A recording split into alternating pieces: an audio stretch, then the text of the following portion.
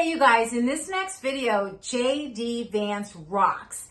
The CNN reporter tries to ask him all these gotcha questions, one after another, and the way J.D. Vance answers the questions, well, you just gotta check it out. Amazing. I want to ask you about the former president's comments yesterday to the National Association of Black Journalists, where he said that Vice President Harris is, quote, all of a sudden black. As a father of 3 biracial children, did those comments give you pause at all? They don't give me pause at all. Look, all he said is that Kamala Harris is a chameleon. She goes to Georgia 2 days ago. She was raised in Canada. She puts on a fake Southern accent. She is everything to everybody, and she pretends to be somebody different depending on which audience she's in front of. I think it's totally reasonable for the president to call that out, and that's all he did. I mean, look, she's running as a tough-on-crime prosecutor, even though she implemented open border policies. She's saying that she wants to support the police, yet she wanted to defund the police just 3 years ago. It's totally reasonable to call out the fact that she pretends to be somebody different depending on the audience she's talking to. You used that word chameleon yesterday as well. You're someone who was an unabashed critic of the former president previously. Now you're his running mate. You're someone who has text messages out there now that say, I hate the police. Now yesterday you said, I back the blue. By your own standard, are you a chameleon? Look, I criticized Donald Trump 10 years ago, and we've talked about it, and I've made a good argument to the American people about why I think he was a great president and why I think he deserves re-election. That's different than going to Georgia 2 days ago and putting on a fake Southern accent when you were raised in Canada. So I think it's totally reasonable to change your mind. Has Kamala Harris stood for a tough debate with you and explained why she wanted to ban fracking and now she doesn't, or why she wanted to defund the police and now she doesn't, or why she wanted to open the border but now she doesn't?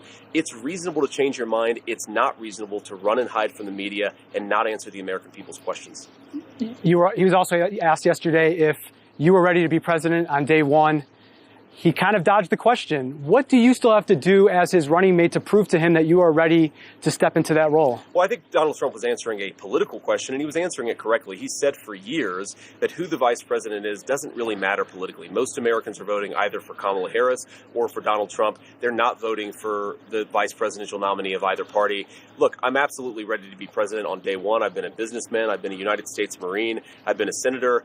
I can do the job, but politically, he's just right. People are voting for Donald Trump, primarily. So why are you out here today, then, if you aren't necessary to this process? Well, I didn't say I wasn't necessary to the process. I can certainly make an argument that borders are Kamala Harris has failed the American people, but I think ultimately they're going to be voting either for Kamala Harris or for Donald Trump. So was I wrong? I don't think so. J.D. Vance was amazing as he just stood his ground and answered this reporter's questions one after another.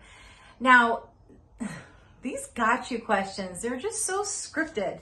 They're so like, oh, let's ask him these questions. But J.D. Vance not only answers the questions, but he shows how he answers the questions like right away. What politician does that? They always skirt around and sometimes never answers the questions, or skirts around and then finally answers the questions. But J.D. Vance was right there answering the questions.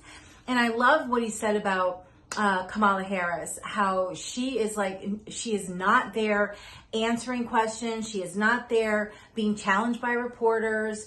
And she basically is changing who she is, how she sounds, pertaining to the audience that she's talking to. I mean, that is spot on, exactly correct. Because I remember seeing a video when she got a recognition because she was Indian. And I guess it's the first Indian senator when she became a senator.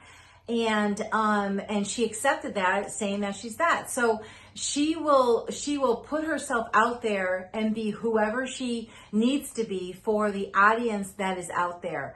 I mean, how can you just wholeheartedly support that?